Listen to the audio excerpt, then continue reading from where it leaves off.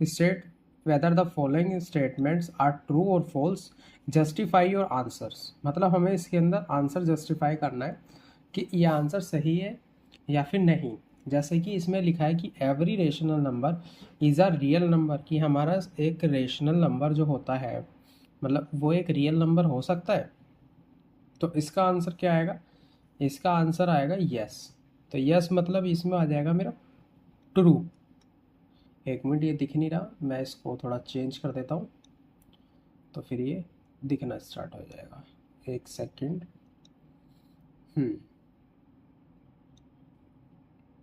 हाँ, तो अब आप देख सकते हैं इसका आंसर ट्रू। ट्रू क्यों है, चलो देखते हैं। तो पहले हम आंसर लिखेंगे ट्रू, फिर हम इसका एग्जाम्पल दे देंगे।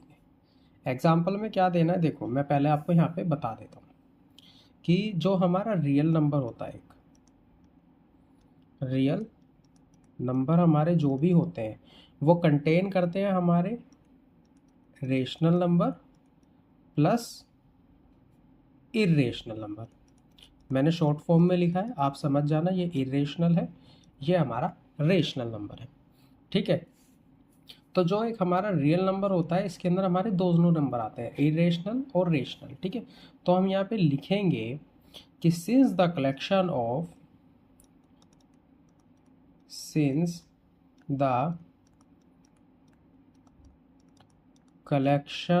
Of real numbers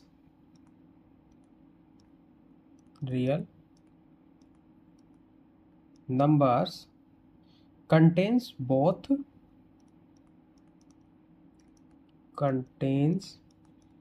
both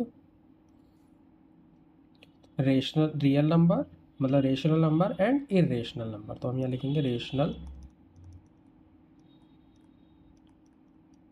number and irrational number. ये मैंने शॉर्ट फॉर्म में लिखा है, आपको पूरा प्रॉपर लिखना है। तो ये हमारा इसका आंसर हो गया। ठीक है, अब देखो अगला क्या लिखा है। अगले में लिखा हुआ है कि every point on the number line is the form of M where M, एक minute, is a natural number.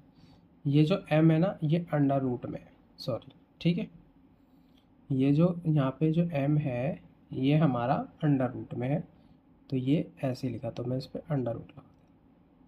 ठीक है, ये हमारा है अंडर रूट में। तो इसने बोला गया है कि जो भी हमारा इरेशनल नंबर है, एक मिनट क्या हो रहा है, इसको एम पे अंडर रूट। ठीक है, इसमें यह बोला गया है कि जो भी हमारा अंडर रूट में नंबर आता है वो हमारा एक नेचुरल नंबर है, where M is a natural number.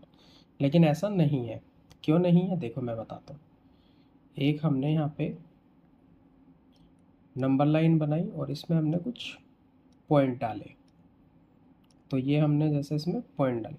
ठीक है, अब यहाँ पे हो गया मेरा 0, ये 1, ये 2 और ये मेरा 3 हो गया। इधर मेरा -1 और ये मेरा -2 हो गया। ठीक है, अब इतना हो गया। अब यहाँ देखो इसने बोला फॉर्म ऑफ अंडर रूट। अब देखो अंडर रूट में अगर मैं अंडर रूट में 9 लेता हूँ, ठीक है, तो अंडर रूट में 9, इसका अगर मैं अंडर रूट निकालूंगा तो 3 आएगा। अगर मैं अंडर रूट में 16 ले लूँ, 25 ले लूँ, तो इसका अंडर रूट मेरा 5 आएगा। लेकिन आप ये देख रहे हो कि ये हमारा पॉजिटिव नंबर ही आ रहा है, इसके अंदर हमारा नेगेटिव नहीं आता। ठीक है, वेयर इज़ अ नेचुरल। ठीक है, नेचुरल नंबर हमारे नेगेटिव और पॉजिटिव दोनों होते हैं, तो ये तो नहीं हो सकता। तो हम इसके अंदर लिख सकते हैं ये हमारा प्रॉपर फॉल्स है। फॉल्स, फॉल्स क्यों है, अब इसके अंदर हम लिखेंगे कि no negative number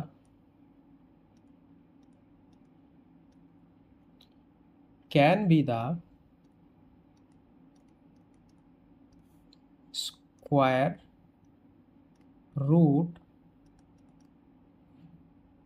of any natural number.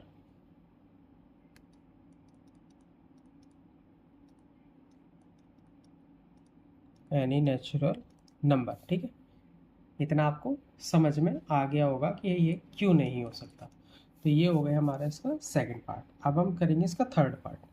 तो थर्ड पार्ट पे चलते हैं। देखो थर्ड पार्ट अब हमारे सामने आ गया। देखो इसके अंदर क्या बोला गया है इसमें, कि इसमें ये बोला गया है कि जिसमें लिखा है every real number is a rational number. ठीक है, जो कि ये भी हमारा फॉल्स है। अब ये हमारा फॉल्स क्यों है, देखो पहले मैं यहाँ इसका आंसर लिख लेता हूँ कि ये हमारा फॉल्स है। एक मिनट पेन ले लेते हैं। ठीक है, अब यहाँ देखो इसका जो आंसर आएगा फॉल्स। फॉल्स क्यों है, अब हम यहाँ पे लिखेंगे। एग्जाम्पल के तौर पे लेते हैं हम इसके अंदर। एग्जाम्पल लिया हमने 4। ठीक है, 4 जो है हमारा 4 इज अ रियल नंबर। ठीक है, बट नॉट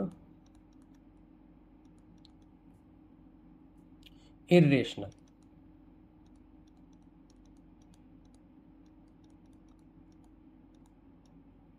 ठीक है, इसमें ये बोला गया है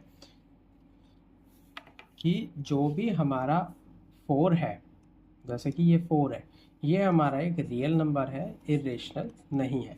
तो इसने बोला गया है कि every real number is an irrational number. ऐसा नहीं होता।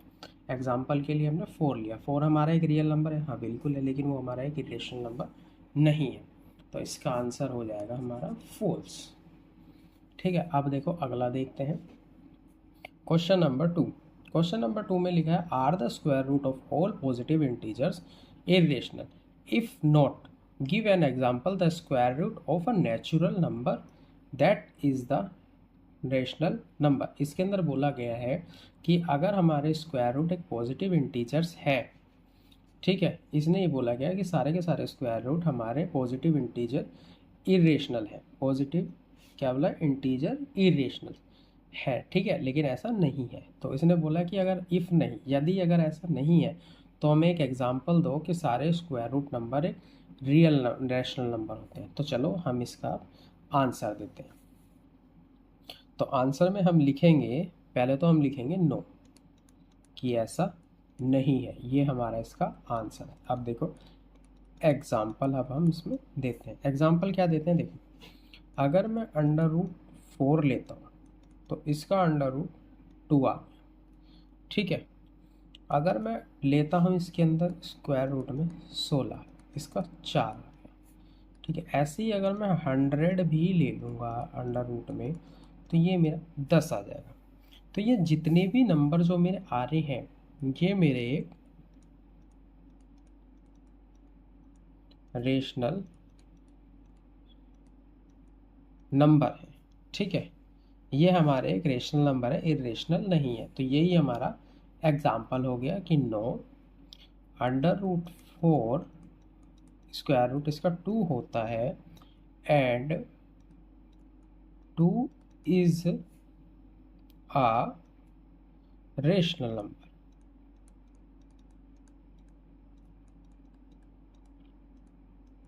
तो ये हमारा इसका आंसर हो गया। ठीक है, अब बचा इसका क्वेश्चन नंबर 3 पार्ट।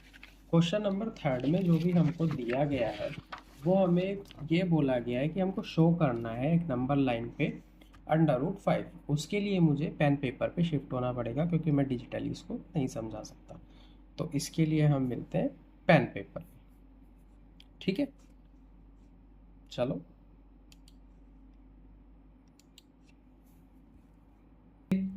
ग्राफ का काम दिया गया हमको ना, √5 रिप्रेजेंट करना है नंबर लाइन पे। अब वो कैसे रिप्रेजेंट होगा, अब वो देखिए आप। पहले तो आप ये देखो कि √5 जो हमारा रिप्रेजेंट होगा ना वो पाइथागोरस थ्योरम से होगा। पाइथागोरस थ्योरम कौन सी होती है, ये देखिए ये होती है। ये मेरा परपेंडिकुलर है, ये मेरा बेस है और ये मेरी हाइपोटेन्यूज है। ठीक है, अब इसके अंदर ना √5 बनाना है। अब √5 मेरे को हाइपोटेन्यूज रखनी है, लेकिन इसका जो फॉर्मूला होता है ना हाइपोटेन्यूज का, वो होता है √ में p² प्लस b²।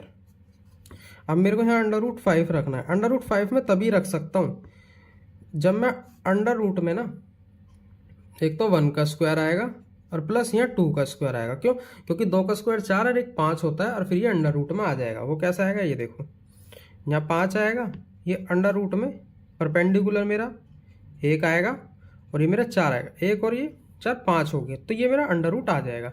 अब इसको रिप्रेजेंट करना है मेरे को नंबर लाइन पे, वो कैसे करते हैं वो देखिए। अब उसको रिप्रेजेंट करते हैं। पहले मैं एक यहाँ पे लाइन ड्रॉ कर लेता हूँ। ये मैंने एक लाइन ड्रॉ करी,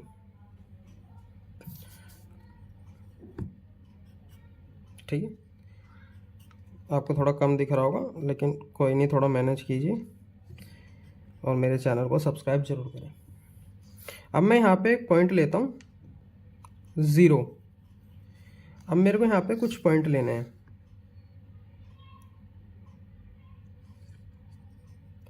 जैसे मैं एक पॉइंट यहाँ ले लेता हूँ, ये एक पॉइंट मैं यहाँ ले लेता हूँ, और एक मेरा यहाँ आ गया। इस पॉइंट को मैं लिखूँगा 1, ये मेरा 2 हो गया, और ये मेरा 3 हो गया, ठीक है। और यहाँ मैं एक बनाऊँगा 90 डिग्री का एक एंगल बनाऊँगा लाइन, ठीक है। ये मेरी होगी 90 डिग्री। अब आप यहाँ देखिए, अब यहाँ मेरे को कंपास की जरूरत पड़ी। यहाँ देखिए, ये मेरा जो बेस है ना, वो मेरे को 2 यूनिट लेना है, तो मेरा 2 यूनिट तो मेरा यहाँ आ रहा है, और परपेंडिकुलर को मेरे को ना 1 यूनिट लेना है। अब 1 यूनिट हम कैसे लेंगे वो मैं इससे नापूंगा। ये देखिए, इस पॉइंट को मैं यहाँ रख के एक पे मैंने कट लगा लिया। अब जब ये मैंने कट लगा लिया, तो इस कट से इस वाले 2 पॉइंट को ऐसे मिला देंगे, ठीक है। ये मेरा आ गया बेस मेरा 2, ठीक है, क्योंकि ये 2 का स्क्वायर था, और ये मेरा 1 आ गया। अब ये जो लाइन आई है ना, ये मेरी √5 आई है, और इस लाइन को मेरे को इस नंबर लाइन पे रिप्रेजेंट करना। वो कैसे करेंगे ये देखिए। पहले मैं इसको यहाँ से यहाँ तक पूरा ले लूँगा,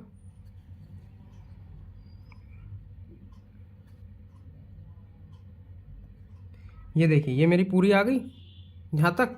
अब जब मैंने इसको लिया, तो इसको यहाँ रख के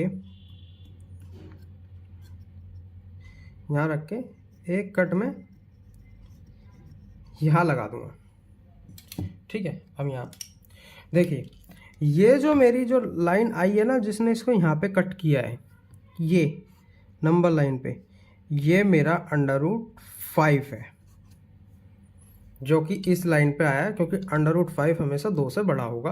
क्यों? क्योंकि 4 का √2 होता है, हमेशा 2 से बड़ा आएगा। तो रिप्रेजेंट हो गया मेरे नंबर लाइन पे √5। आई होप आपको मेरा पढ़ाया हुआ समझ में आया तो चैनल को लाइक एंड सब्सक्राइब करें, और अपने फ्रेंड्स में भी शेयर करें। बाकी आप मेरे चैनल को सब्सक्राइब जरूर करें, मुझे थोड़ा सपोर्ट करें। Thank you.